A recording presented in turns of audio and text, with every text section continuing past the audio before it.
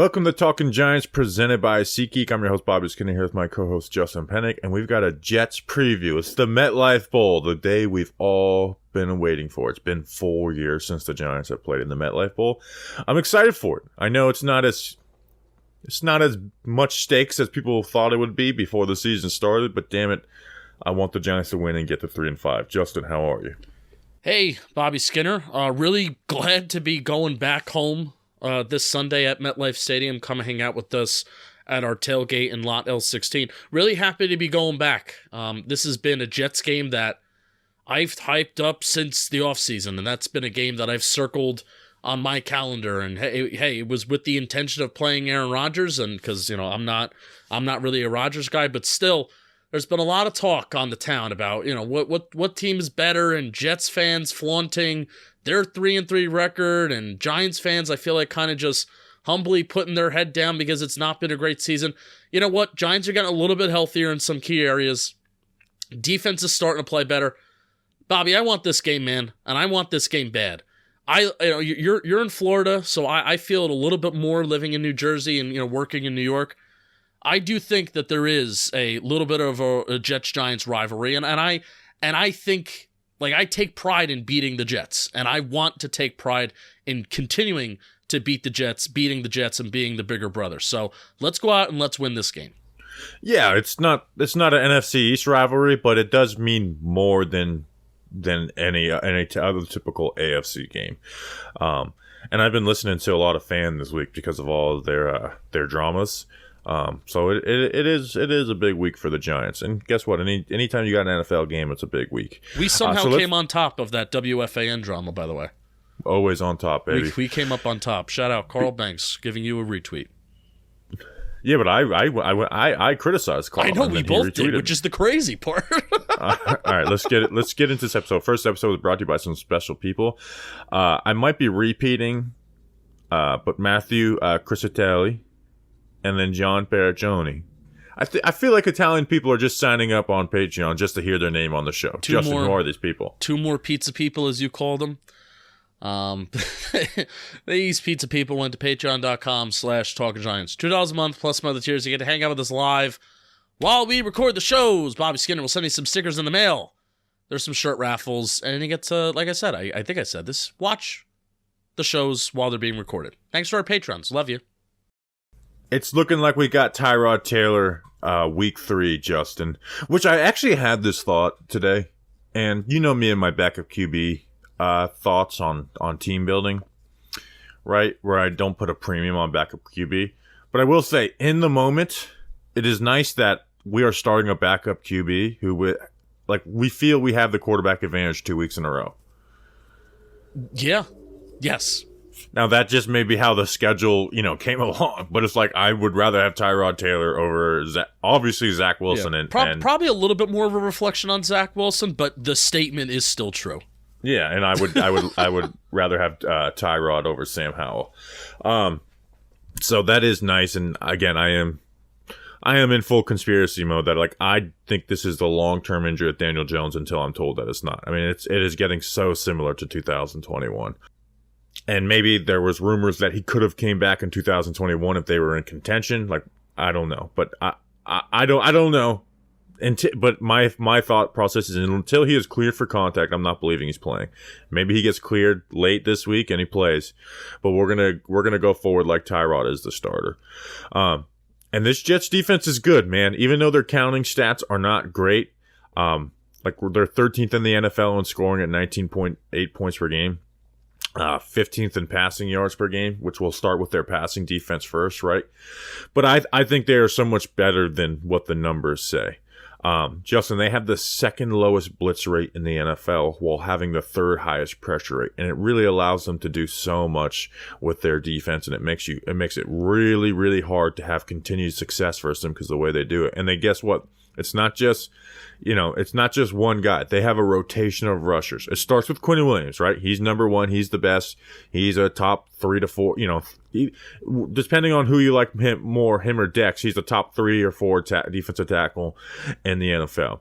He is consistently dominating and penetrating and allows rushers to get one-on-one, but they've also got a rotation of guys who can, do really well. Bryce Huff, has the 7th highest pass rush win rate in the NFL right now. 3 sacks, 8 hits, 23 pressures. John Franklin Myers and Jermaine Johnson have been doing a very good job. And when they get you in 3rd and long, they'll pit, 3 of those guys and Quinn Williams on the field, and it's really hard to protect them up, even though they haven't been a great 3rd down defense. Yeah, this has been a defense that's really carried this unit, especially in their wins this year, where the defense, I feel, has put 2 of the biggest Jets wins this year, the Bills and then the Eagles.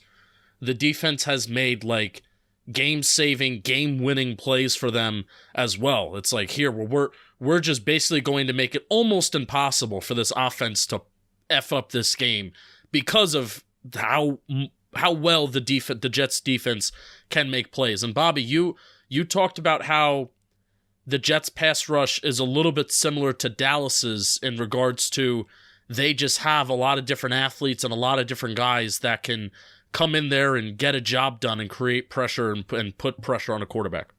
Yeah, they're not going to stunt and jump gaps as much. I actually think I'd compare it more to San Fran. Okay. Because San Fran has a nice little stable of rushers too.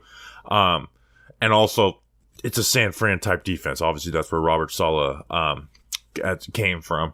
But again, yeah, like those 2 teams where, man, they don't just have, Nick Bosa or Micah Parsons. They got that one guy, but they've got a stable of rushers, and they will rotate them, keep them fresh, and they're going to come after you all game long. Like I said, 2nd lowest blitz rate in the NFL with the 3rd highest pressure rate. Can I tell you, this is a little different from talking specifically like D-line, linebacker, corner, but can I tell you the biggest task the Giants offense has to accomplish this weekend, more than any other game so far this season? Giants offense needs to get off to a fast start. They need to. We're talking past the Giants passing offense and Jets pass defense. Let's talk passing first. First half, a 69.5 completion rate allowed the Jets defense. The second half, 62.8. 6.9 yards per attempt in the first half allowed, 5.9 yards per attempt allowed in the second half. 7 passing touchdowns allowed, 1 passing touchdown allowed in the second half. The Jets defense has allowed a total of 9 touchdowns in the first half. They've only allowed 1 in the second half all this year. Bobby Skinner, Mike Kafka talked all summer, most of the offseason, about this team needs to start fast. In 2022, they started kind of slow, and they had a lot of those fourth quarter comebacks, which were fun.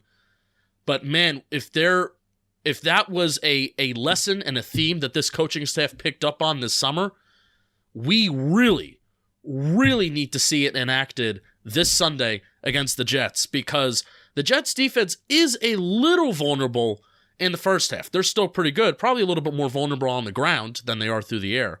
But in the second half, they are locked down all over the place. And I think that's where the depth of the defense really shows up in the second half. So the Giants need to win this game on offense in the first half, get a lead, similar to how they did against Washington last week. Yeah. And again, like you said, they keep their guys fresh. And I think some of that has to do with their rushing defense, which we will get to. Now, here's the negative side for them that they only rush 4. It does leave lanes for quarterbacks to escape and run, right? Like, I just go through QB rushing stats in their 6 games. Jalen Hurts, 47.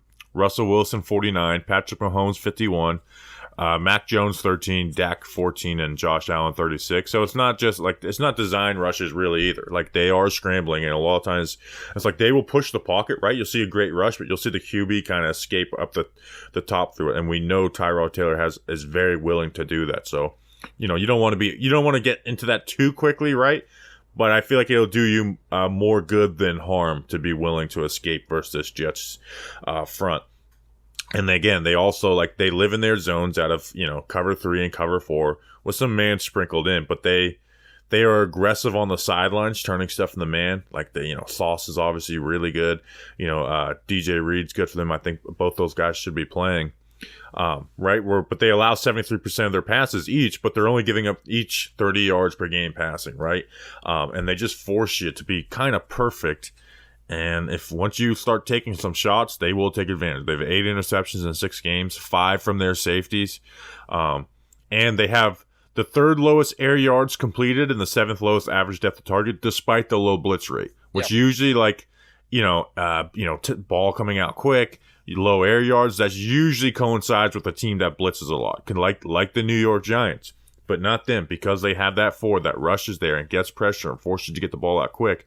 But they do a really good job defending it in the back end. But really in the passing game, you just have to attack the middle of the field with, Tyrod rushing, but their linebackers are aggressive and they just kind of leave the middle of the field open. So if the Giants are going to have some success in the passing game, this has to be another Darren Waller game. Now that's my worry, Bobby, because it's been a criticism of Daniel Jones for the last couple of years, specifically under Brian Daboll, that he has not been able to attack the middle of the field. Tyrod Taylor really hasn't been able to attack the middle of the field. Like, a lot of the big plays have been kind of those catch and release throws to Slayton and Hyatt on the sideline, and that's fine. Not sure. I mean, hey, maybe, you saw it a little bit in the preseason game where Hyatt got open on the sideline, but not sure that's going to be fully successful here, where I agree, if you need to attack the middle of the field, but that's not something that this Brian Daboll offense over the last 2 years has done a good job doing. Yeah, and it's not necessarily like the deep 20-plus yard, but like that deep intermediate to short area of the field. That's where I feel like you got to get Darren Waller involved, which includes like the RPO game and stuff. Yeah. Again, like Quincy Williams, who we'll talk about in the run game, is very aggressive, so you can get him out of his places when you run some of those RPO stuff. So more so in like the quick game, and hey, like the Giants like to run, these zone beating concepts, which they're going to face. I think the way to do it is like, hey, you've got your concept on the front side, but I even saw I've talked about that shock concept with the Slayton slot fade, Waller on the stick, and then the running back hitch on the outside, right? Like, I actually saw the Broncos do that, right? And the Jets covered it very well, but they leave the backside open. So run some backside digs in breaking routes on the backside of your passing concepts. So if they do cover it well, you get back to that backside of your progression, and that might be there for a nice little chunk play. And if it's not there, that's when you can step up and try and run, and hopefully we don't give up sacks and create negative plays when they're covering the Giants' concepts up pretty well. They've also given up screens. But here's the thing, Justin. My theory that I've always said is like that every team, besides the ones that are really good at it, thinks their team sucks at running screens, because you don't watch all the failed screens every week. You just see the ones that are highlights. Yeah. Well, that theory is not holding true for the Giants. I saw a graph the other day. They are the worst screen running team in the NFL. So although they do give up screens, I don't want to get a lot of it. But here's my worry with this Jets defense, is that they're going to play the Giants extremely similar to the way that the 49ers did, right? 49ers based defense, 49ers type rush, where they are going to give you the look of quick game, but they're going to be driving in on it, right? So there'll be opportunities for big plays here and there, but that rush is just going to get there consistently, that you kind of have to be perfect, right? But if they're driving in on that, you kind of have to trust protection to just at least get them off from doing that, right? But I also am very worried about the offensive line this game, right? Like, I know they did very well pass blocking versus the Commanders. They did enough versus Buffalo, but Tyree Phillips versus Bryce Huff, Justin Pugh versus Jermaine Johnson and John Franklin Myers, and then the interior versus Quinnen Williams. This is a game where I'm very worried about this offensive line wrecking it. I think this is going to be a low-scoring game either way, so they could have a horrible game. The Giants still come out on top. Right. But that pass rush can bring us back to the way the Giants' offensive line played versus San Fran, versus Dallas, yeah. Versus even Miami. Even though Miami doesn't really have the rushers. So we're putting this out there that we think John Michael Schmitz will be back, and even though Andrew Thomas is ramping up, we're trusting the Paul Schwartz report that he's probably just ramping up with the intention of coming back next week and not this week. That's what I'm going to believe for now. But Andrew Thomas coming back would obviously be huge for this offense. Did you see the Doug Analytics graph? Which I think this graph should go national, because it's not just Giants related, but it was the amount of pressure by the time to pressure. He's been doing that a lot for defense, and then I know for quarterbacks. He did it for quarterbacks this week, and I was not shocked, but it was funny. Like, DJ has the quickest time to pressure, and then like the second or third highest pressure rate. I can't remember exactly. And then Tyrod doesn't have like he has like the 10th lowest time to pressure, but he still is like top of the league in pressure. It's just like, man, this offensive line it's brutal outside of the Arizona and Commanders games. Yeah. So, but here's the thing. I know probably maybe should have started with this, right? Because I think this has to be a focal point of the Giants offense. The Jets defense is 26th in the NFL. They're 21st in yards per carry. They give you favorable run fronts. This has to be a game where you're running the ball because of the opponent you're playing, with the quarterback that you're facing, and with the pass rush you're facing. They give you favorable run fronts. Here's what I would do. Number 70 on their defense, Quentin Jefferson. Double team him all game. I mean, I watch offensive linemen bully him in their double teams. I mean, just gets work. So run your duo type runs, run your combo runs. Now you have to be disciplined, right? Because Quincy Williams, their linebacker next to Mosley, does play very fast downhill. So you have to be aware of working combos. And also, like, their DBs aren't great in their run fits, specifically Sauce. Like, I know we don't spend a ton on rushing offense and rushing defense because it's more simplistic to talk about, Justin. But this is a game where if there's any game the Giants' run offense is going to work successfully, which it has not this season outside of Dallas, but that game got away from you, it has to be this game because you can lean on these cats. They've been bad stopping the run, and you cannot let these rushers get in rhythm, and you're also playing a horrible quarterback in Zach Wilson.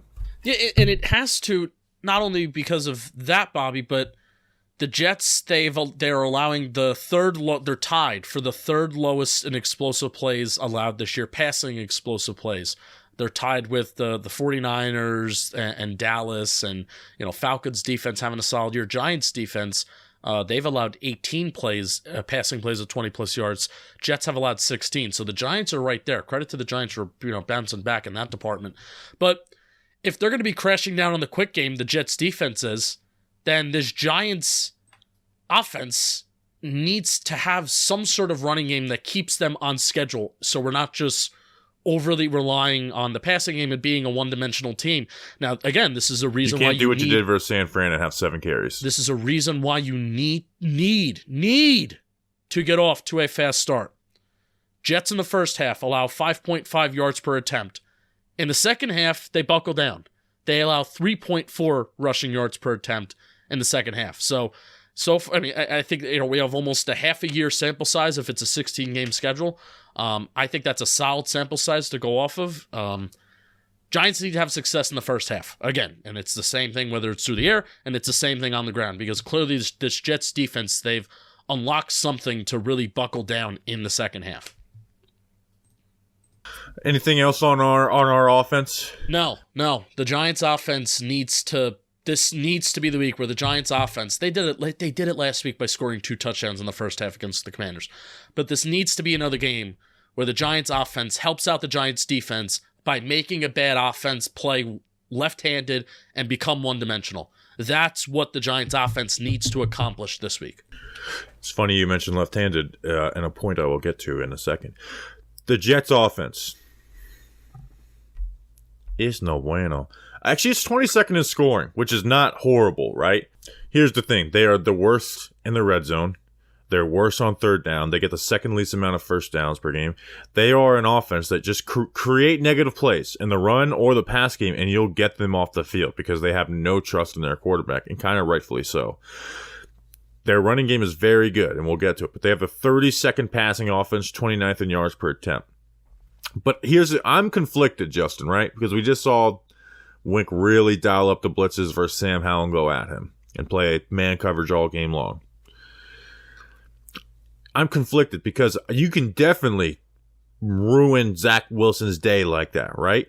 Like that's the best way to have a Zach Wilson disaster game is blitz him all game long.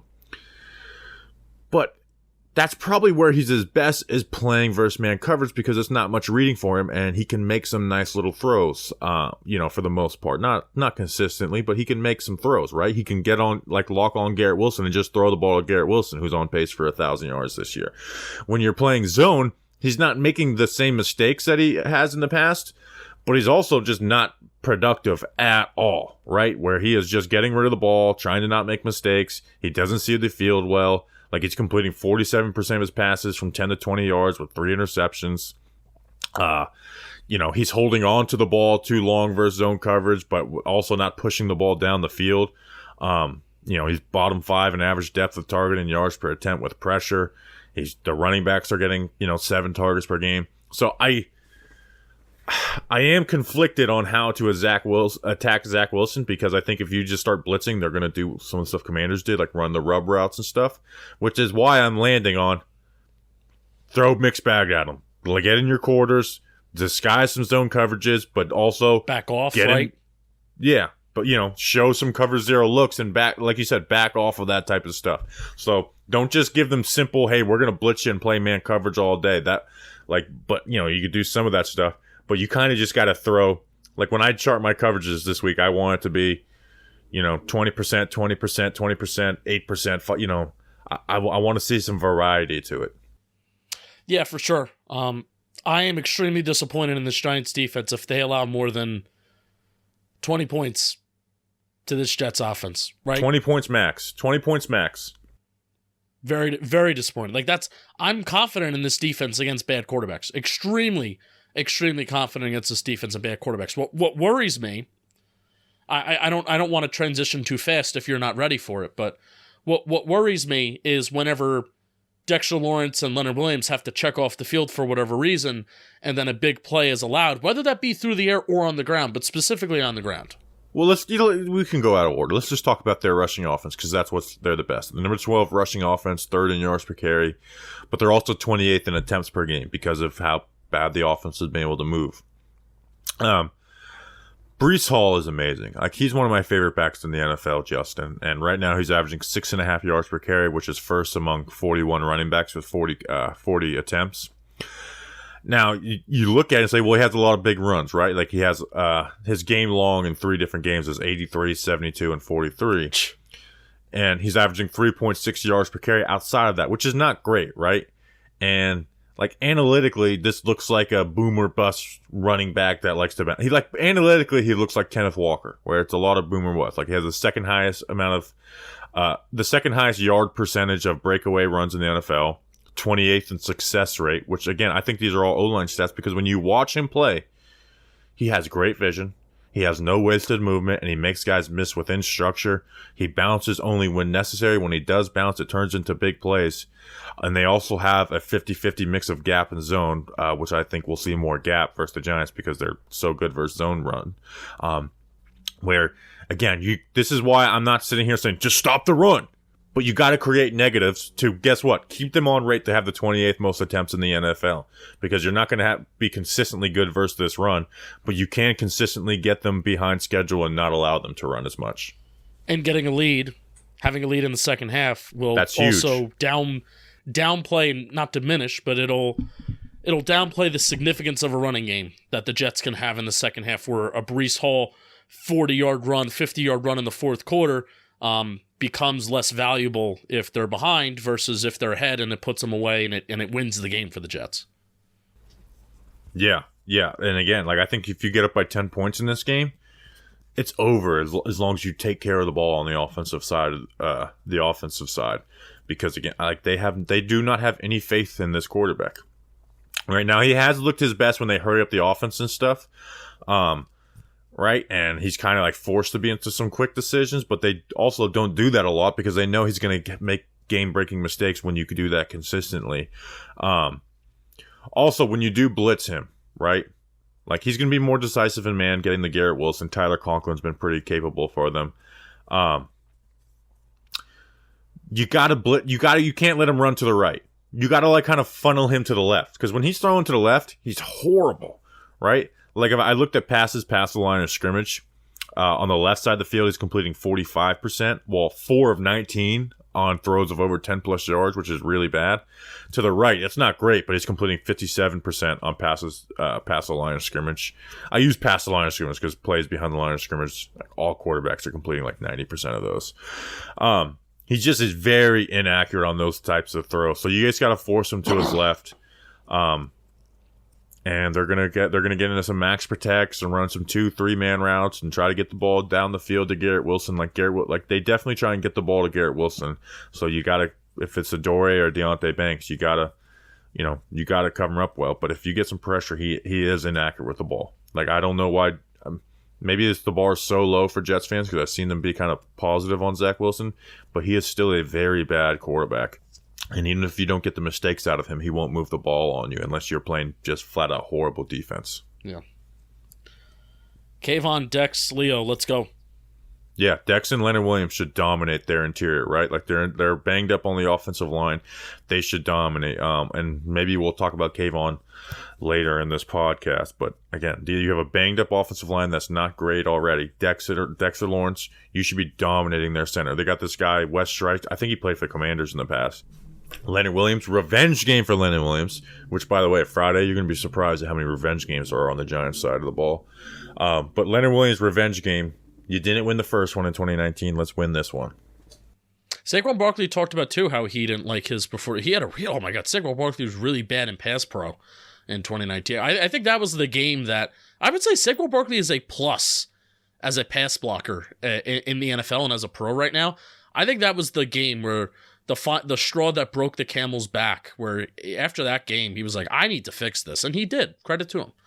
Yeah. The pass blocking conversation with him was, and it wasn't great, right? Like that Jamal Adams sack. Yeah. This was also the game that Mike Remmers was hurt, so Nick Gates started at right tackle, and he looked like the best offensive lineman for the Giants that day. And then Nate Solder got hurt, and we were starting Eric Smith. Yes. Which is crazy that DJ put up 4 touchdowns in that game. That was this one of the best game the DJ receivers games. helped. Well, I think this was the game in 2019 that the receivers helped him the most. He had the Golden Tate screen touchdown, and then Slayton had all the yak on that 4th and 5. Yeah. Also, they did that 3-man rush at the goal line, and DJ's just sitting in the pocket for like 8 seconds, and finally Slayton breaks open and hits him. And then the other touchdown was a Golden Tate slant. Yeah.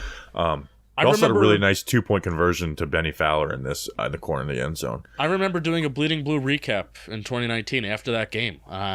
Giants scored over 30 points. They lost. Stupid defense allowed so many explosive plays. Saquon had 12 rushes for 1 yard.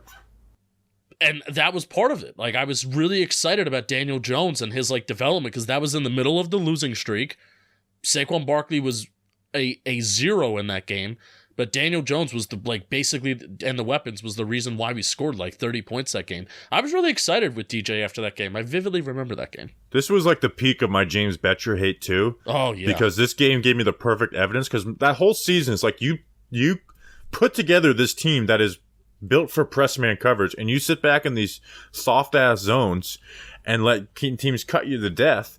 And that game was perfect because every time they blitzed, it Sam Darnold was one of 9 on 3rd down blitzes, and when they did zone, Sam Darnold was averaging 12 yards per attempt because they sit there with DeAndre Baker in zone and Janoris Jenkins in zone, and they ate them because Sam Darnold had a really good game that game too.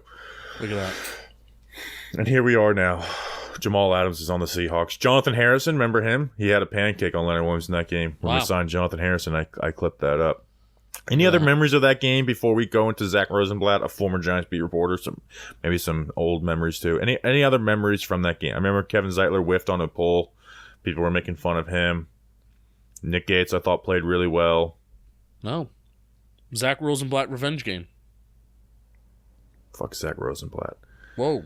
And now look at us. We are celebrating another tailgate this Sunday in Lot L16. Going from, I watched that game in my college dorm in 2019 in my tiny little apartment room to now I'll be watching and celebrating this game with 80,000 people and hopefully a lot of people in Lot L16. So click the link in our description, shop.johnboymedia.com. You can click on events in the top right corner, and then you can purchase a ticket. You get alcohol. You will get food. You will get access to entertainment. I actually kind of like the trivia. I may bring back the trivia. What I may do this week, I may just walk around with the trivia book and I may just ask people questions.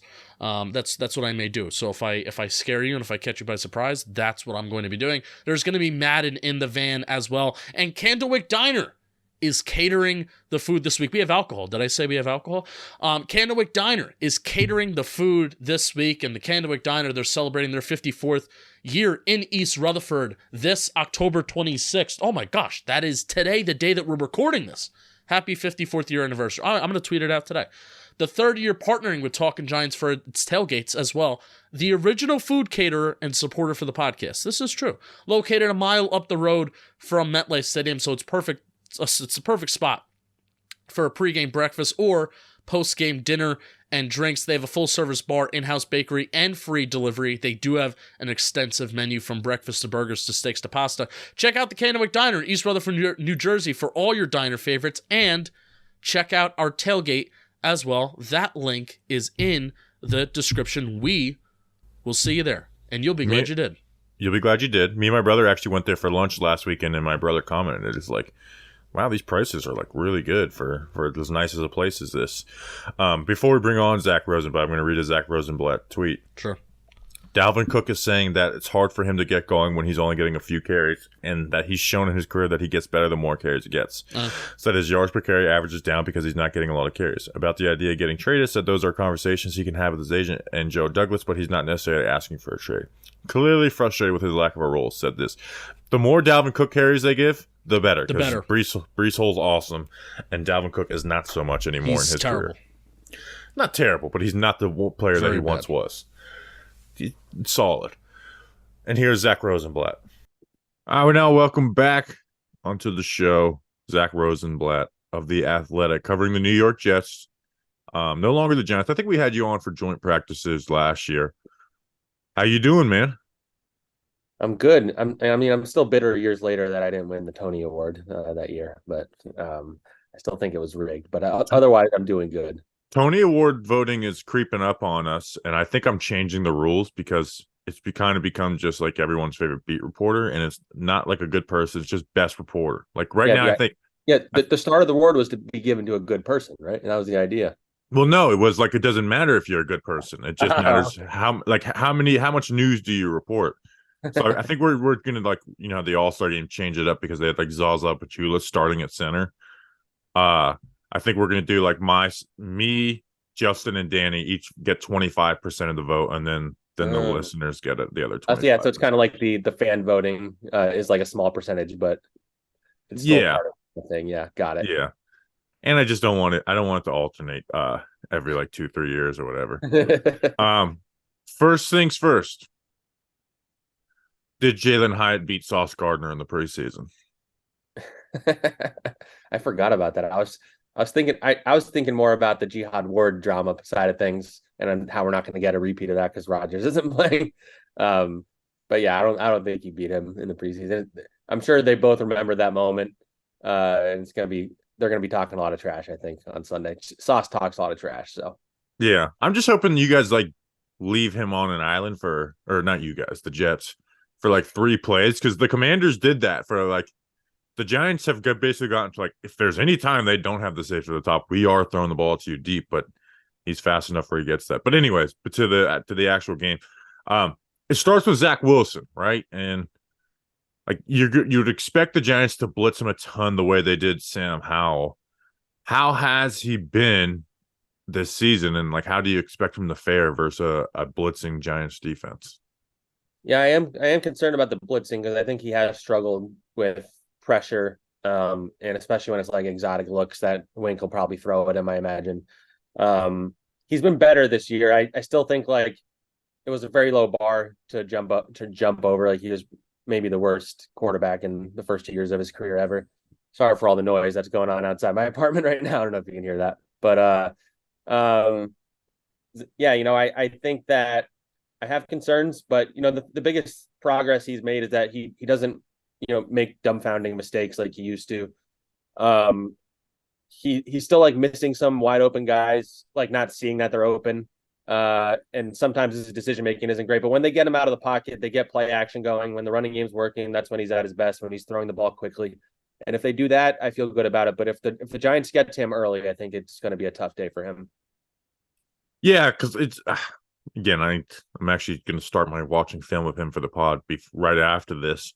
So I'm interested to see exactly how he looks because, like you said, the bar was so low for him after last year.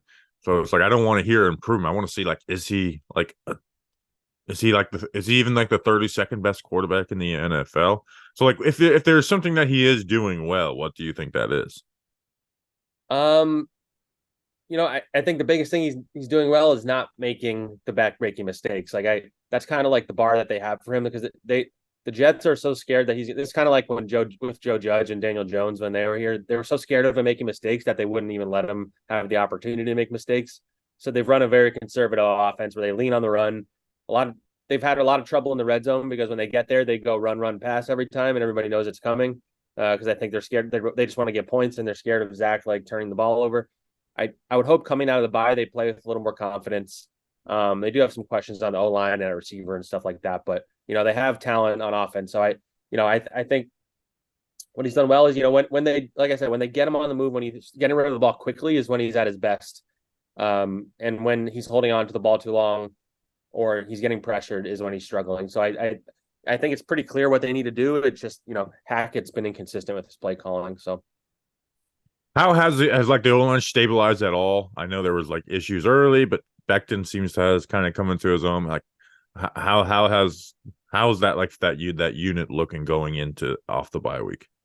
It seems like every time they feel like they're about to get into a little bit of groove that somebody gets hurt. It's kind of been the issue. So they lose Elijah Bear Tucker, who's their best offensive lineman. They reshuffle things, move Mekhi Becton out to left tackle, plug Joe Tippmann into right guard. And Joe Tippmann was looking like, if not their best offensive lineman, he was like really becoming like an impressive part of this group. I don't think he was really giving up any pressure. And then he hurt his, I believe it was his thigh last week or quad or 2 weeks ago. And Salah's initial reaction was that was going to be long term. And now he's kind of playing the I don't know game. But I imagine he's not going to play this week at the least. So, that means they throw in Wes Schweitzer, who's kind of an uninspiring veteran guy. They're an injury away from being in trouble like the Giants O-line has been. But it has been better. I think Mekhi's kind of stabilized a little bit. He has wild swings where he has some amazing blocks and some big misses. Laken Tomlinson's kind of solid as a veteran. Connor McGovern's inconsistent. And then they have Max Mitchell on the right side right now, who's a young guy who's gone up and down. So there's no like stars on that group right now, I would say. But I feel better about their O-line than I probably would the Giants without Andrew Thomas kind of thing. Yeah, it's basically without Andrew Thomas. I mean, you remember that stretch versus it was the Cowboys, the Rams. Remember the Panthers game where they just rolled Daniel Jones out every single play. It's gotten better the last couple of games though. So on the defensive side, outside of Quinnen Williams, who is the guy on that front that the offenses are worrying about? Like I know they rotate a bunch of guys, but if there was like the second guy after Quinnen, who is that guy? Honestly, they have a few. I think JFM is probably their second best defensive lineman, but the one that I think that has wrecked the most havoc is a guy I've written a lot about is Bryce Huff. He's, before this year he was purely a pass rush specialist. He's one of the most efficient pass rushers in the NFL. He has a faster get off than any defensive end in the NFL. And this year he's finally like breaking through and playing more on first and second down. And he's like been a game wrecker. He destroyed the Chiefs game. He was very good against the Eagles. He's finally getting some sacks. And so he's a guy that, he doesn't start, but when he comes in, he moves so quickly that he throws offensive linemen off balance and they wind up holding him, or he gets the quarterback and forces them to throw it away. Like he's just been kind of like a menace. And so I think he's the one that I think offenses are starting to take notice of. And I'm curious what the Giants do to try and stop him, because the Giants do, kind of what like the Eagles do. They rotate those guys a lot, and they do it in a way that they have so much talent at defensive end and defensive tackle that they're constantly coming at you. So they come in waves. So maybe you take out Jermaine Johnson and JFM, but you still have Bryce Huff and Carl Lawson and Michael Clemens, and on the interior you have Quentin Jefferson and Al Woods and Solomon Thomas. Like these are all solid guys. So there's not like a bad player that they put out there on the defensive line, and so that's why it's one of the deeper, more impressive groups, I think. And that's why they don't really blitz very often. They have more this season than in the past. But generally they prefer to just let those guys win up front. And that generally works, especially when you have a good back end like they do. So the defense, it all starts with the defensive line for them. And when they're not getting off their blocks, that's when the offense kind of feasts on them. Yeah, Huff is the one I worry about, like you said, because of that get off. And that is what Evan Neal and Tyree Phillips, who played well in his first game back, but you also he doesn't really have tackle foot speed. Those are the two guys, or that Bryce Huff is the one I worry about, and then Quinn Williams is just a beast no matter who he's facing. Do they run a lot of like stunts and games up front, or are they kind of just, hey, get in, rush your lane and do it well? Yeah, it's more that they're more, their whole thing is like all gas. Like they just want them going full speed ahead at all times. They don't do a lot of the stunts and stuff like that, I don't think. They do throw different looks at you. They'll put guys on different sides of the line. They get creative on the back end, especially when they were banged up a couple weeks ago. But yeah, it's mostly they just believe in their guys up front, their ability to just win their matchups, and sometimes it works, sometimes it doesn't.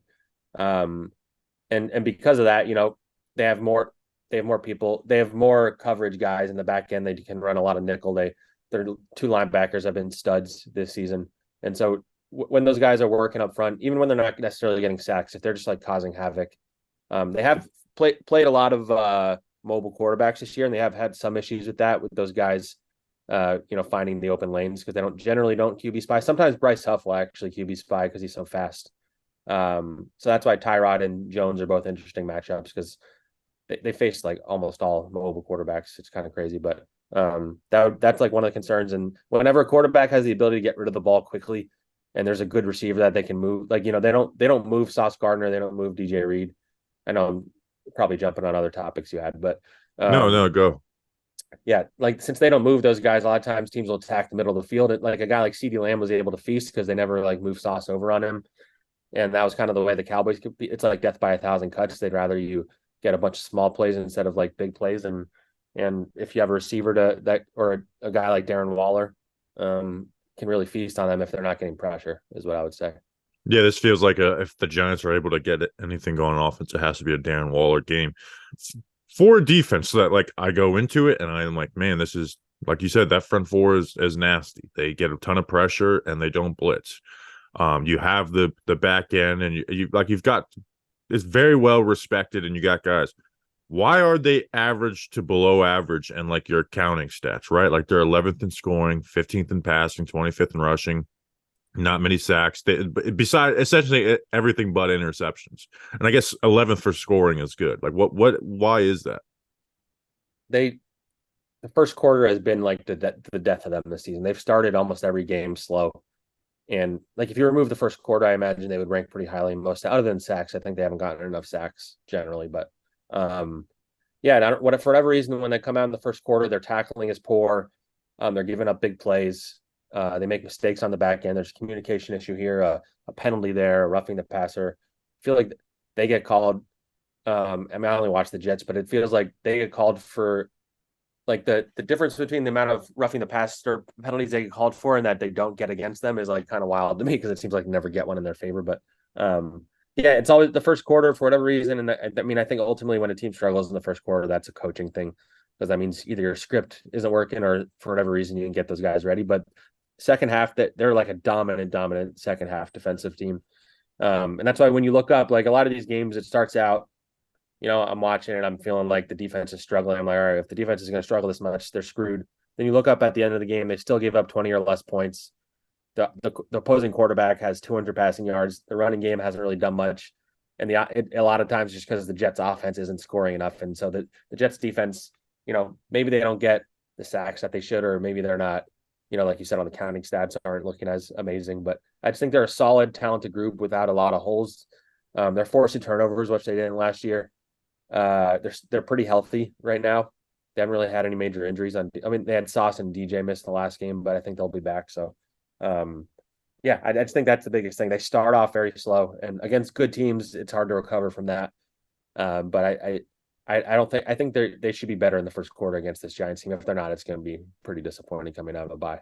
Well, Giants just scored their first half touchdown of the season last week versus the Commanders. So this is going to be one of those ugly games. I really feel like it, right? Like, and Tyrod's like one of the better backup QBs in the NFL, and he's played well. But again, you're facing this Jets defense that is going to be able to, like, I think they're going to wreak havoc on this offensive line, despite the fact that they've played a little better, especially if Andrew Thomas doesn't play, which is not looking like right now. So this will be a MetLife Bowl to remember, where it might be the opposite of the last one, because the last one was DJ had 4 touchdowns. I think Darnold had like 4 in that game too. I think that's the game where Saquon had like 12 carries for 1 yard too. It was like a crazy Yeah, stat. Jamal Adams pulled Yeah, did the strip Jamal had a sack for great the game. Yeah, touchdown. Yeah, that was peak. Like, is Saquon injured or not? Coming back from the sprained ankle. right. Yeah, so that game sticks out in my mind. Last question: is CJ Uzoma salty that I took his job doing a football podcast with Chris Rose? I mean, I'll have to ask him about it. Yeah, I don't know. He's CJ is a character. I'm sure maybe he knows about this. I don't know. Wait, do you have a podcast with Chris Rose? Yeah, we're trying to do more football coverage. And last year, him and Rose did one, and it was basically just it wasn't even a football play. It was basically just about CJ Uzoma's life. Oh, right. I remember that because there were some quotes on there where he talked about the Zach Wilson stuff last year that kind of like blew up. But I know CJ Uzomah promised when he was on the Bengals that he would bathe in chili if they'd won the Super Bowl. So maybe you could steal that from him too and bathe in some chili. I think your listeners would like that a lot. I don't think they would like that. But you're gonna give Justin ideas because he's like, oh, Justin would he might already do that for all I know with Justin. You never know with that guy. yeah, yeah. Anything you need me to relay to him? Just tell him, keep grinding, Penkin. Just keep doing your thing, Penkin. Just emphasize that's his name. And Nice. yeah, I don't know. You guys are crushing it. I still follow you guys, obviously. And I sent a tweet after the Eagles game. I was trolling Giants fans, to be honest. I just thought it was funny because the Giants were looking like a little bit of a mess because of that Bills game that they should have won, as you know, and the Jets had won. And then I was leaving MetLife, and the lighting was green, so I took a photo of it and I said good night from Jet Life. And Giants fans are not happy with me. So Really, they weren't. See, that was the thing. It's like Justin replied to me, and I thought of that just now because Justin was one of the ones who replied to me. He's like, "What the fuck is this?" when And I was Rogers had the Jet Life thing. It's like, okay, we all hate that stadium. Congrats on yeah, exactly. like when Aaron Rodgers got hurt because I did the burn down MetLife after week 1 because it's like, okay, we're back. So as soon as like the minute Rodgers got injured, I did a burn down Jet Life Stadium tweet just because it's like, right, we'll finish with that. Yeah. I mean, an off season, like the Jets were the number one story of the off season. Yeah. Just give me like the press box, like thoughts, the 5 minutes of like all this anticipation. Dude runs out with the American flag. All the lights are going nuts. The whole nation. And then it's like, oh, no, it's over. It's over. That he didn't complete. He didn't have a single yard as a Jet in his first season. It was a wild experience. Like it still doesn't even feel like it happened. It was like the loudest I feel like I've heard MetLife like that beginning because all the hype and all the excitement. Jets fans haven't had a lot to look forward to a lot of these years, and so it was just like American flag, like all of it. It was like great vibes. That happens, and I think both fans in the stadium and even in the press box were all like, it's not as serious as we all kind of like in the back of our head know it is, right? Like, because you don't really know in the moment. Like sometimes it's not as bad as it looks. Like you see that a lot. Non-contact is always the scariest. But as it's coming down, you have some reporters who are down there watching him in the X-ray room and seeing how depressed he looks, and you have all the Twitter doctors like declaring him out forever that he's dead or whatever. Do you give those guys credence or not? I hate them. I don't anymore. I've learned my lesson because they're wrong way more than I think people realize, and I appreciate what those guys do, and they do offer some insights sometimes, but like making a diagnosis based off like grainy footage you see on your TV, like it just like it angers me. And reporters to me, it's happened like, last year. You're a doctor. Just go be a doctor. We don't like Yeah. let the guys who are their doctors. It drives me nuts. Yeah, and then you had the Zach Wilson thing last year. That's what literally I was about to say. Like the Zach Wilson thing, everybody declared it a torn ACL.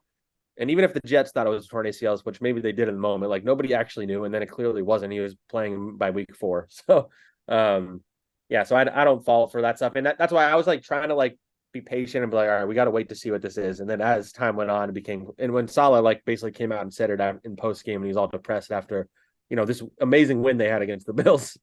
Like I said, I literally walked out of MetLife that day and I was like, it feels like the last 6 months didn't happen. Like the week before, we had all the beat had sat down around a table with Aaron Rodgers, and he spoke for like 20 minutes about how he was living in a waking dream. And this whole quote that I tweeted out went viral because it was kind of insane. He's like, I just think about how amazing it is when I drive through the Lincoln Tunnel or whatever and see the buildings in New York. And it was like so over the top. And it's like he's so happy. He's living in a dream. The Jets are talking about themselves like the Super Bowl contenders again in way cocky before they probably should have.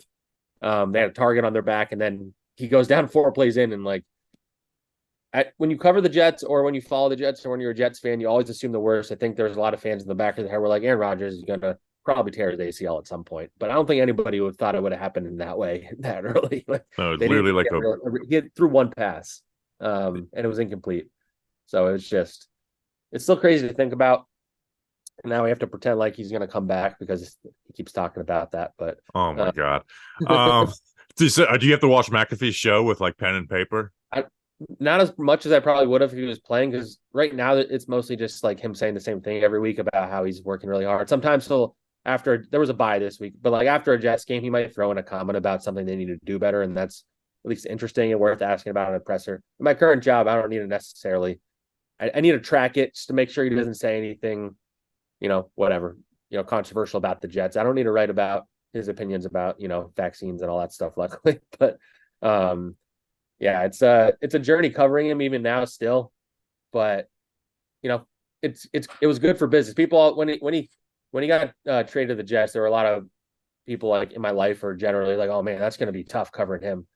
Because I text you saying congrats, like you get all these clicks off of Aaron Rodgers. I'm saying. Like all I want is people to read my stuff and follow me and all that stuff, and he's good for business for sure.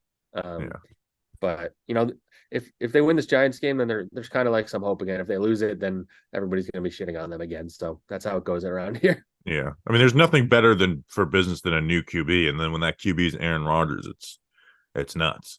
Yes. All right. We'll let you go. Obviously, everyone can find you on The Athletic. I know you did a piece with Charlotte Carroll talking about the Giants and Jets, so people should go check that out. If you guys are always running deals, so I'm sure if you're not subscribed now, you can get in there for cheap. Appreciate you as always, man. We will see you. Maybe we'll get some joint practice stuff next year, and we'll do something. What was it you used to say at the end of our interviews? And that's an interview. That's an interview. That's an interview. Right, there we go. We can end on that note. All right, that's an interview. Today's episode is sponsored by SeatGeek. I almost did a yell-in like I did a few years ago, but didn't do it. If you don't know what SeatGeek is, they're a ticketing app that makes buying tickets super simple. With over 28 million downloads, SeatGeek is the #1 rated ticketing app. There are more than 70,000 events every single day on SeatGeek, including sports, concerts, festivals, and more. That's how I got my Giants tickets last week. Shout out.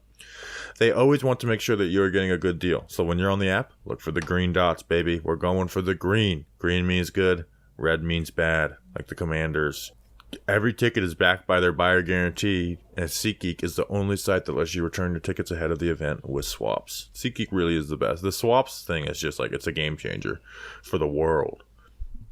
We got the hookup. Use code GIANTS for $20 off your first purchase at SeatGeek. That's $20 off your first purchase with promo code GIANTS. Click the link in the description to download the app. You'll be glad you did. Thank you, Zack Rosenblatt, for joining the show. We now welcome on Danny King for weather and trivia. Danny, what's the weather looking like for MetLife or JetLife Stadium this week? I will never refer to it as that. Justice said it's going to be nice. Unfortunately, I got a wee bit of some bad news. There's a chance of rain throughout the entire game, actually. Nope. Not like Dallas Cowboys rain, but like showers. You know what I'm saying? Just it's all throughout the game. Do know what you're saying. For some rain. 58 degrees at kickoff. It'll raise Carl Banks' number. Carl Banks' number. Is that a sign? But yeah, rain throughout the game. Only 8-mile-per-hour winds, so not too bad. Gust to 13, though, so a little bad. But yeah, just a chance of rain throughout the entire game. You'll survive, though. You will survive. The Jets will not survive. We will kill them. What do we got for trivia this week? Giants-Jets trivia. I'm excited for this week. I know. First off, just simple. Do you guys know the exact series record between the two teams? So they first played in 1970, and obviously, do you just got like a record prediction for the two teams? So that's 52 years. How many times have they played? 52 divided by 4 is 13. I'm going to say the Giants are 7-6. It's actually 14 games. Sorry, 14 games. Okay, I'm going to say the Giants are 8-6. Justin, you got a record? 14 games? Yeah, 14 games. 14 games. I say the Giants are I think it's 7-7. Bobby's right. They are 8-6. Oh, They are 8-6. The Jets obviously won the last. They won the last 2 games, so kind of Ryan Fitzpatrick game. End of that game. I would like to fix that. But then my big trivia question of the week: a total of 4 Giants players have earned 2 sacks in a single game against the Jets. So these 4 players have had 2 sacks in a game against the Jets. One game. Can you name them? I'm going to say Strahan for the sheer volume of sacks and length of career has to be 1. So how many do we need to name? 4. All 4? Strahan? OC. Yeah, me and Justin will be a team on this one. So Strahan, OC. I'm going to say Dave Tollefson. I know he had 1. No. But he had 6 sacks that year, Justin. Do you think both of them came in the same game? No, I think he had 3 versus Washington. Because there's one bunch game in that year. So I'm not going to say How about Lawrence Taylor? Let's do Lawrence Taylor. He should be good for a couple. Let's do Lawrence Taylor. What's the 4th? Jesse Armstead. Yeah, let's do Jesse Armstead. Let's go big. Well, you guys got 1. Yep. And that was Strahan, obviously. Easy Nice. guess. One I didn't expect y'all to get was Leonard Marshall. He did it in 1984 and 1988. I'm surprised you guys did not guess Jason Pierre-Paul because he did that 2011. And the final one, which kind of shocked me, was Robert Ayers. Week 13. Is this Doug Analytics scumbag looking them up? Because he said Leonard Marshall and Robert Ayers in the chat. Robert Ayers just keeps on creeping up on us he the keeps last on couple doing weeks it. in trivia. He always does. But hey, that's what Doug People Analytics forget does. People forget on that really bad defense. He led that 2015 team in sacks, and the Giants didn't bring him back. I was hoping for some 2019 trivia, Danny. Well, I did. I had 2019 trivia, but then you kind of said it in the first half of the show when you talked about the 2 wide receivers that scored. I know it was simple, but I was like, maybe they would have guessed Slayton and Golden Tate. No, Bobby Wood. You know what was funny about a tailgate story from last week? Jolly had a 2019 Giants question, so we called Bobby over, and he's like, "Oh, I don't really want to come over." And then he comes over. I wanted to come. I wanted to come over. You were walking with the pace. I was like, "Ah, shit, here we go." So you were coming over, and then once Jolly asked the question and you got it, then you kept grabbing the microphone from him because you remembered another fact, another fun fact from 2019, another fun fact from. You just kept grabbing the microphone, and it was very funny. Stump the swab. Stump the 2019 swab is what they call me. Before we get into fantasy, I have an announcement. Oh, It's been Because there's both you guys on the show. This is the last preview pod from this office. whoa. Oh, you have a new place. Not yet, but the new place is I have an extra room and I'm turning that into an office. So by this time next week, I think next week's preview pod will be the first pod in the new office. So I'm actually going to get like the bookshelf look, not with really books, but I'll have like die-cast helmets. I want to get a frame picture of Kenny Galladay catching the touchdown over Darius Slay. Yep. Stuff like that. So I'm going to turn it into like a man cave / office. I'll get a couch in there, get my desk in there. Hey, Frame that's exciting. Nick Gates fighting Aaron Donald. Yeah, we'll like really turn it into. It's hard to make a bedroom into a man cave, but I'm going to do my best. Is that going to turn the Giants franchise around? New office for Bobby? I mean, I've been in this. I mean, I still will have this address, right? Because I will use this, right? Because my brother shares this office too. Yeah, I'm gonna start recording from there. So, Congrats. that's big news. I'm excited for it. All right, let's do trivia. And I'm not gonna have this in the background anymore either. What? It's just not gonna fit. Like That it won't be. seems problematic. It's just. It really doesn't fit right here, anyways. But it's the staple of the show. That's So I'll figure something out to do with it. Maybe I'll bring it to the New York office next weekend and do something with it. Oh, New York office for Bobby next week. Fantasy. I am picking first this week. After a 50.9 point outing, I am in second, but I'm only back behind Danny King, who's picking second by 1.2 points. 1.2 points. So really, whoever does better this week, me or Danny, is leading, unless Justin, who's in third, but is still very close, is 24.6 points back. He'll be picking third this week. So fantasy, we are almost halfway through, and it's still very close. The lead could change. Anyone could have the lead after this game, and it wouldn't be a wild thing. So I'm picking first. and I actually wrote down Garrett Wilson, but I'm changing. Ooh. I'm having a little bit of hope, and I don't think this guy scores a touchdown, and I don't think he's going to have enough big plays, that I'm actually going to go Saquon Barkley. Oh. I'm going to go Saquon Barkley 1-1. I think the Giants do win this game.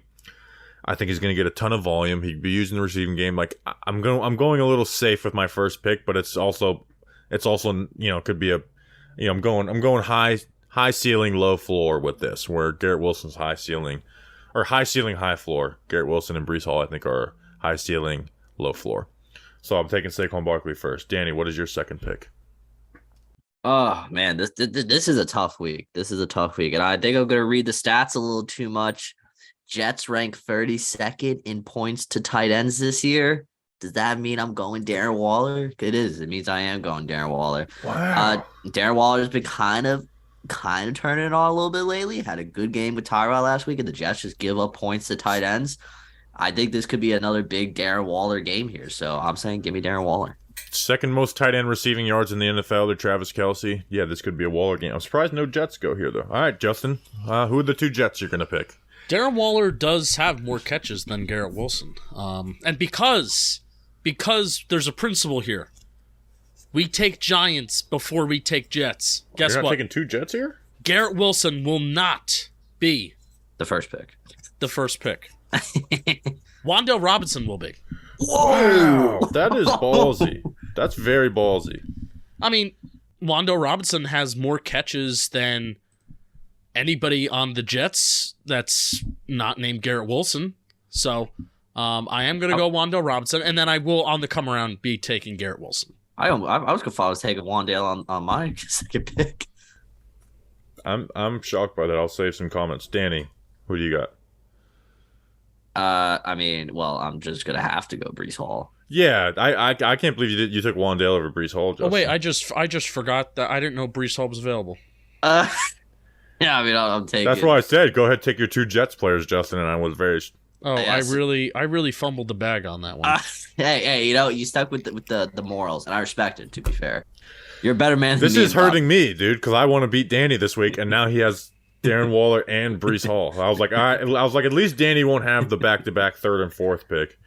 And I really fumbled that. Yeah, I mean that might be the worst pick of the year. Like I'm gonna remember this, and if you lose by a certain amount of points, I'm gonna go and see how many more points did Breece Hall have than Wan'Dale Robinson in the Giants-Jets game. And I hope to God you lose the championship by that amount. That's really bad. We're gonna remember this. Remember this, people. Or what if I'm right? I'm actually gonna put that in the notes of the stats. I mean, at the end of the day, it will be funny if Look Justin back at Jets. If Justin just Wan'Dale, laughing Breece at us after Wan'Dale Robinson just has the breakout game of his career against the Jets. I mean, I hope so. I'm hope he's right. I'm hoping I get proven to look like a fool. I hope Breece Hall does nothing. I mean, you wouldn't be a fool even if he does do nothing. That's just the smart pick. Really, Right. I would have preferred to take Breece Hall over Garrett Wilson. That's what I thought. I thought he would take a Breece Hall over Garrett Wilson. Or both of them. Didn't even know that he was available. I mean, I thought about taking those guys 1-1, both of them. This sucks.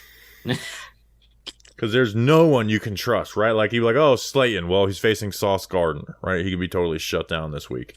I know people are excited for Jalen Hyatt. I do not see this being a Jalen Hyatt game unless they start involving him in the regular passing game and not just deep passing.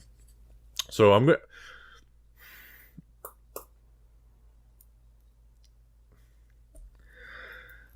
I'm going to go Tyler Conklin. He's second on the Jets in receiving. And I really am torn between Alan Lazard and Darius Slayton, right? Because obviously Darius Slayton's a better player, but Lazard...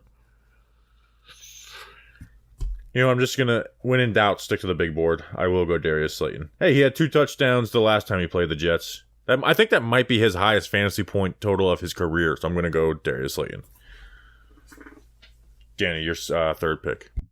But here's the problem. I mean, Alan Lazard has also done nothing with Zach Wilson. I mean, like... Yeah, but he at least gets targets. 15. I mean, he had one last week, 3 the previous week.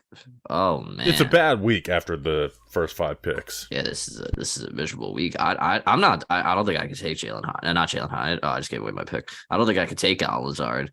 So I'm gonna go Jalen Hyatt. Yeah, I just don't see this being a Jalen Hyatt game, to be honest. I mean, if they're able to get the ball deep to Jalen Hyatt versus this defense, then bless. Good on you, Tyrod Taylor and Brian Dable. That's very impressive. It's solely that they have a connection is what's drawn me to Jalen Hyatt, because every time Jalen Hyatt has gotten the ball deep, you not honk. It's gone to Jalen Hyatt, so that's why I'm taking Jalen Hyatt. I'm currently looking up if this was Darius Slayton's highest PPR game in his career. The only one that I could think would be a bit different.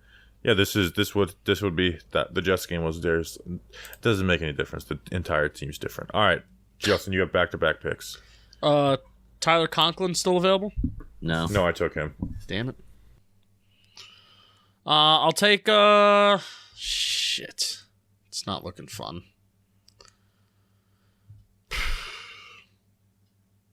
I feel like Isaiah Hodgins is just a waste of a pick. I know, which is crazy. He's not starting anymore. So I'll take Alan Lazard, and I guess I'll take. There's nobody to pick. I mean, I guess I'll take Dalvin Cook. That was who was next on my big board. So I guess good pick. Why'd you do that, Justin? All right, Danny, who do you got? Yeah. I mean, like Justin said, he feels like he's a waste of a pick, and especially against this Jets defense. But I mean, looking at the Jets roster, who else is going to get targets? I mean, Randall Cobb is only there because Aaron Rodgers was there. He's no longer on the team. Randall Cobb has 3 catches all year long. Xavier Gibson's more special teams than anything. Michael Carter, if they give it to Dalvin Cook, they give it to Michael Carter, I feel like. Unless I'm tripping. I mean, I guess I'm going to have to take Isaiah Hodgins because I just truly don't know who else to take. Yeah. I was thinking about going Jeremy Ruckert because this could be a game for him. I was thinking about going CJ Uzoma because I stole his job. My relationship with tight ends in the NFL is very complicated. I stole CJ Uzoma's job. I punched Dallas Goedert in the face, South Dakota. In the face. Any other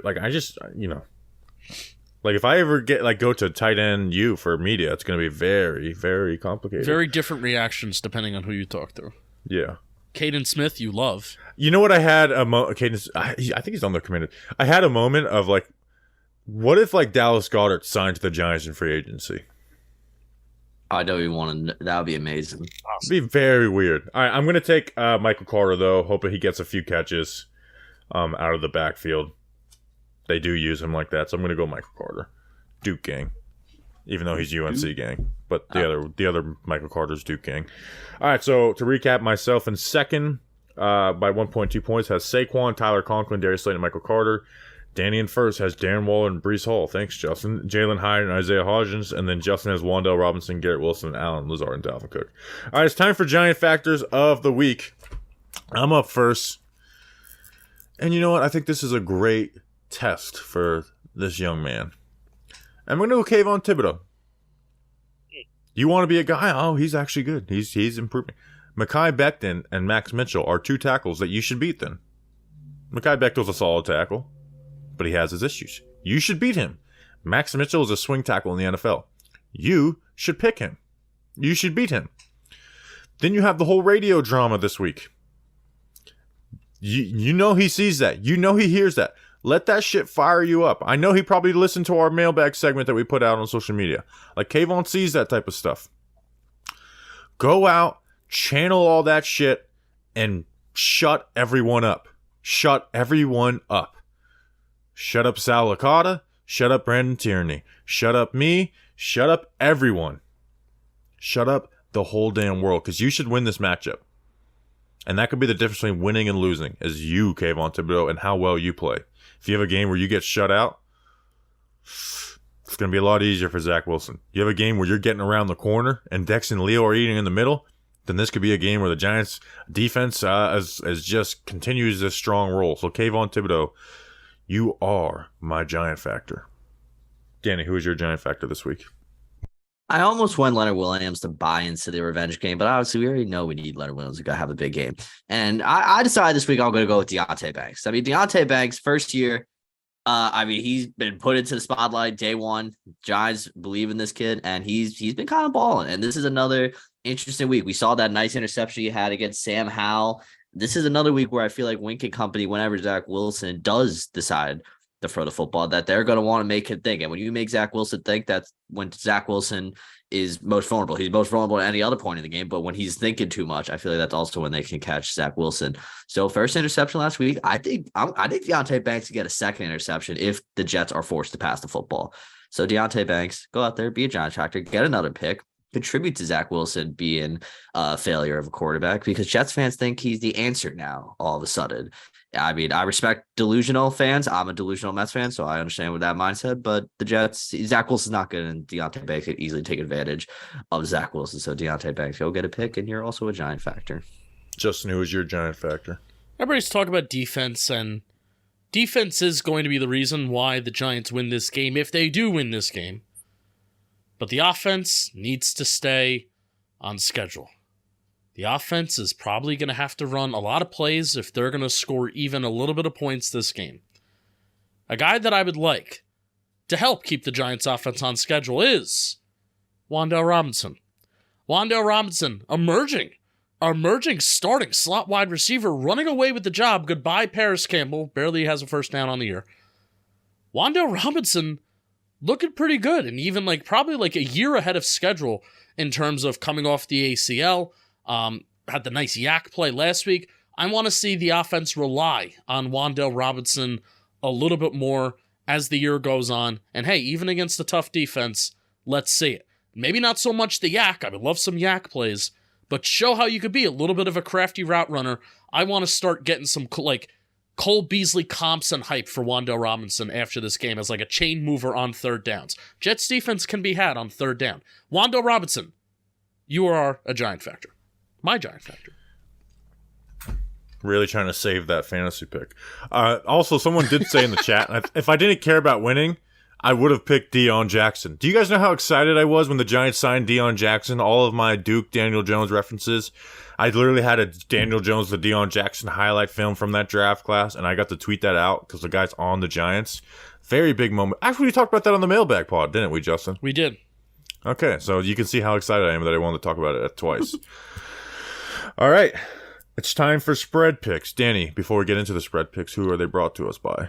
By the way, you need to stick through this ad to hear something, people. Even if you just listen for 2 minutes after the ad and cut the show off, you got to listen.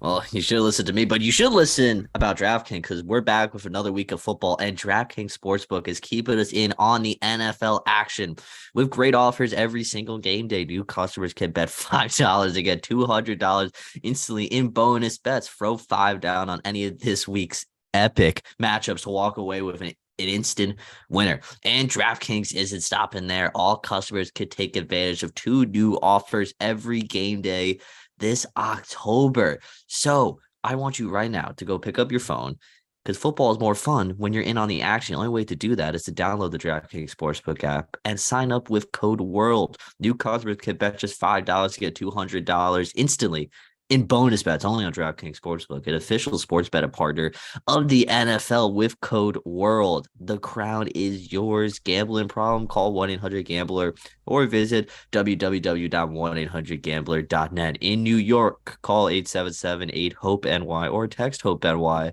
to 467-369. In Connecticut, help is available for problem gambling. Call 888-789-7777 or visit ccpg.org. Please play responsibly on behalf of Boot Hill Casino and Resort. Licensee partner Golden Nugget Lake Charles. 21 plus, age varies by jurisdiction. Void in Ontario. See sportsbook.draftkings.com/football terms for eligibility, terms, and responsible gambling resources. Bonus bets expires 7 days after issuance.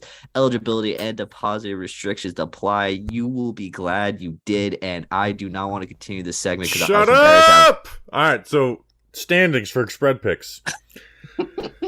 Listeners who are still in first place had a bad week last week. They went 3-5. They're 29-25 total. But they didn't have the worst week. Justin went 2-6 last week. Bad week. But he's in third place. Went 2-6. He had a bad week, but he didn't have the worst week. Bobby, myself, went 1-7 last week. 1-7. I'm in last place. Like, I'm starting to get really worried that my streak of every year being over 500 in spread picks is over. I am at 22-32. Your word. But did he have the worst week? No, he didn't. Danny King went 0-8 last week. The first ever 0-8 in our spread pick history, from one of us. Wow. But he still is in second place because we all sucked last week. But Danny King dropped an 0-8, is at 24-30. Oh, I gave the game on everybody. Let's go. You gained 2 on Danny. Yeah. 2 on me. You didn't gain on the listeners, though, who are in first place, and I'm actually worried that the listeners do beat us this year. I've had to double check this email because I thought you were like lying when you said I was 0-8. I thought that was like a prank on me. And I hate to be so self-centered because, Danny, you should be the star of this. You went 0-8. But last week is the week that I felt the most confident in my picks going into the week. And I just went 1-7. And I'm now 10 games under 500 to now it's like it's a huge uphill climb to get back to over 500 for the year. Like, it's not like before that it was very reasonable for me to get to over 500. Now it would take some great weeks in a row to do it. I'm happy I'm not the star of this segment. That's the most embarrassing thing I've ever done in my life. Oh, you are. You are the star of this segment. Hey, what do you mean? King. What do you mean you're not the star of the segment? You wore sunglasses for like 2 years. No, but you need the sunglasses back. I do. I threw those pairs out because I got a new pair. But I'm making an announcement this week. You got Shady Rays. I do. I got an announcement this week. Shout out Shady Rays. I'm going over 500 this week. Guaranteed over 500 week. You need the sunglasses to guarantee anything. All right, we have Thursday Night Football. Bucks at Bills -9. The listeners, represented by Edward Schaaf, are going Bucks +9. I'm agreeing with them. I think I'm just going to take any type of big spread. I'm taking the underdog on Thursday Night Football going forward. So I'm going to go Bucks +9. I think that defense, even though Vita Vea may not go, I think they'll be able to do enough to. This Bills offense has been a little wonky. Bills defense has not been nowhere near as good since Matt Milano and Tre'Davious White went out. So I'm going to go Bucks +9. Justin, what do you got? I'm going to go Bills. I think the Bills offense has still been efficient the last 2 weeks, even though they could have easily been 0-2 over the last 2 weeks. And I think Baker made some really head-scratching throws this past week, too. So give me the Bucks. I do think that they're going to cover. The Bills or the Bucks? Excuse me, the similar names, the Bills. Danny, who do you got? I'm going to be going the Bucks as well because obviously the Bills are probably going to win, but the Bills lost to the Patriots last week, almost lost to the Giants at home. The Bills just don't look good right now. They're just not that team that you look at, you're like, oh, I'm scared of them. No one is right now, so that's why I'm taking the Bucks to at least cover. So I said last week, like this, Justin could be tied with you, Danny, depending on this, or he could be tied with me, depending on this. So need to win Thursday Night Football. We got Rams at Cowboys -6. Listeners are going Rams +6. Justin, what do you got in this one? I am going with Rams. Rams are going to cover. I agree with you. I'm feeling the underdogs this week. Danny, what do you got? Spread. It is a pretty decent size spread. Now that I'm looking at it. Man, this is a tough one. But I think at the end of the day, I'm gonna take the Cowboys to win this week. I think they're just the Rams are still a good team, but I just think the Cowboys could easily cover this spread. I think the Rams could win the game. I mean, forget cover. I think they could win. Yeah, I'm not confident in anything I say. Jags at Steelers +2.5.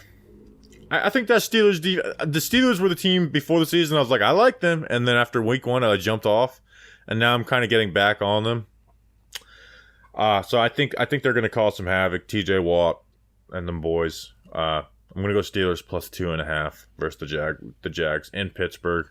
Did you see Trevor Lawrence say those little yellow towels? And he actually said it in a respectful way, but he just got taken out of context, and Steelers fans are mad about it. But it's kind of a great insult. Like, oh, your little yellow towels. That's cute. Very scary.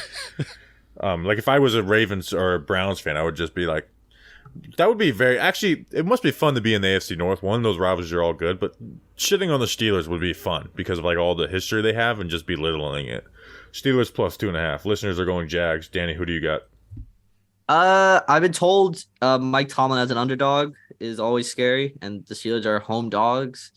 I think the Steelers are going to cover this week. I can even think after that comment, the Steelers can win this game. I mean, I know I'm relying on Matt Canada to be a halfway decent offensive coordinator. That's a mistake on my part, but I still think the Steelers can cover this game. But you're not even relying. They're 4-2 this year, and they've been horrible on offense. Justin, who do you got? Jags. That's it. That's it. Defense is better than people think, and Steelers defense isn't as good as people think, even though they are good. 4-2. Vikings at Packers +1. I think this is the easiest pick of the week. I'm going Vikings -1. I mean, they're just a better team, and they have the better quarterback, and Brian Flores is starting to heat up a little bit, and I think he's going to make Jordan Love's life hell. I'm going Vikings -1. What do you got, Justin? This was my pick in the John Boy Media Against the Spread League. Even though I had like the last pick of the week, I think this is also one of the easier picks of the week. Vikings -1. Daniel? I'm also going Vikings, like for all the reasons you said. Vikings are getting hawk, and they're just the overall better team. Did the listeners pick the Packers? Yeah, the first place listeners took the Packers. So yep, there you go. They're going to win. This is a big week. This is a big game for us, people. Falcons at Titans +2.5. What do you have in this one, Danny? Man, oh man. Will Levis's first start. Yeah, that's just a meh game. I'm gonna go Falcons, honestly. You know, I don't like Desmond. I said I would never take a Desmond Ridder team, but I would take a Desmond Ridder team over whoever is started for the Titans, and their defense is just phenomenal, and they could easily just destroy this Vikings Titans day. Falcons were my only win last week, so I'm going to stick with them and be loyal. And Arthur, what do you guys think of Arthur Smith? I've always think like the sarcastic asshole media like coach isn't that funny, but for some reason like the local media loves it because it's like, oh, a head coach makes jokes with us. So they end up defending him, and then the national media is like, this guy's kind of a dick. What do you guys think of Arthur Smith? I don't really mind it. They are being investigated. For what? Because they didn't put Bijan Robinson on the injury report. Oh, yeah. Yeah, I mean, I don't mind it. You know, I sometimes find it funny. So everyone's going Falcons but you, Justin? No, I'm going Falcons. Okay. Tried to bait you into that. Nope. Saints at Colts +1. Saints let me down last week. I'm going Colts +1. They're the only team to put up points on the. I guess the Ravens did, but I'm going to go Colts +1. Justin, what do you got? NFL's a back and forth league, and I think the Colts scored a lot of points last week. I don't think they're going to score a lot of points this week, and Saints lost a close game. Saints -1. This is basically a pick 'em. So, Danny, I'm going to go to Colts. Why not? Colts. I think they can just outright win this game. Plus the Saints. Well, I guess like you said, it doesn't matter since it's a pickup, but the Saints suck against the spread. Listeners are going Colts as well. Browns at Seahawks -4. What do you have in this one, Danny? Probably Seahawks. They got the nice retro jerseys coming back. Browns, God knows who's leading them this week. You know they had a great week last week. Browns offense is just in shambles. Defense is still good, but this is the game for the Seahawks. Listeners are going Seahawks as well. What about you, Justin? I'm going Seahawks. I think the Seahawks are like my sneaky second half team. Like, look out for them and see what they can do. I was sneezing. I'm gonna go. You said Seahawks? Yes, I did say Seahawks. I'm gonna go Browns. I love the Browns, even though they let me down last week. Even though they ended up winning, I'm gonna go Browns. And then Bengals at 49ers -3.5. This is not as an exciting matchup as it probably would have looked before the season. Looks like Brock Purdy's not going to play, but I'm still going to go 49ers -3.5. I just think they're way more talented, and the Bengals, like the Giants, offensive line is really bad, and they're forced to get the ball out quick, and we saw what the 49ers were able to do versus that. I'm going 49ers -3.5. The listeners are going that as well. Danny, what do you got in that one? And I mean, like in terms of backup quarterbacks, that if you had to have someone, I mean, Sam Darnold's probably not a terrible choice. And I feel like Kyle Shanahan could get the good things out of Sam Darnold. I also agree. I think the Niners win cover, and also their defenses will easily help them stay in this game. Justin. Bengals could lose by 3 and I win. So give me the Bengals +3.5. I would hate myself if I picked the 49ers and Joe Burrow versus Sam Darnold and then Joe Burrow wins, I would hate myself if I picked the 49ers over Joe Burrow. So it'll be good to see the Bengals. Bengals on prime time, because I feel like they've kind of not been on prime time, and it's people haven't seen what they're like this year. So I think it'll be good to see them on prime time. Yeah, the Bengals are the one team that, like, I'm still like my heart over stats, where I'm still believing in them despite the stats and the efficiency being really bad. You know the Bengals are not Sunday Night Football, right? They're not. No, it's the Chargers and Bears. Oh, shit. ew! Come on, what? And it's Tyler. That's the Tyler Bagent game or whatever the guy's name is. It's the quarterback for the Bears game. That's so why I get Bears have a big audience, but like, what have they done to get multiple primetime games? All right, Giants Jets MetLife Bowl. What is your prediction, Danny King? I mean, I can't just in good conscience, even if the Giants didn't have a win this year. I can't say a good conscience the Jets are going to win. This is the one game that I frankly care about for the rest of the year, unless the Giants obviously turn it on these coming weeks. But I'm taking the Giants to win because they got to win, because I just love to see Jets fans in misery. That's also another thing. I love seeing Philadelphia sports in misery. I also love seeing Jets fans in misery. Giants win. Probably, I feel it's going to be another defensive battle if we win. So I'm going to say Giants 17, Jets. I'm going to say Jets 10. Justin. As a lot of people know, I've been out. I've been out on this Giants season. I've been out on it for a long time. And to be honest, Giants had a really fun second half comeback against the Cardinals, but that even the first 6 quarters of the season really made me feel really bad about this team, and it snowballed from there. Win this Sunday against the Jets. I'm really back in. John Michael Schmitz looking like he's going to come back. That does help the offensive line because other guys can go elsewhere. Andrew Thomas may play. Regardless, hopefully he plays next week, even if he doesn't play this Sunday against the Jets. Win this Sunday against the Jets. Get another game closer to 500 with the schedule lightening up even more. I'll be back in. Giants win 20-13.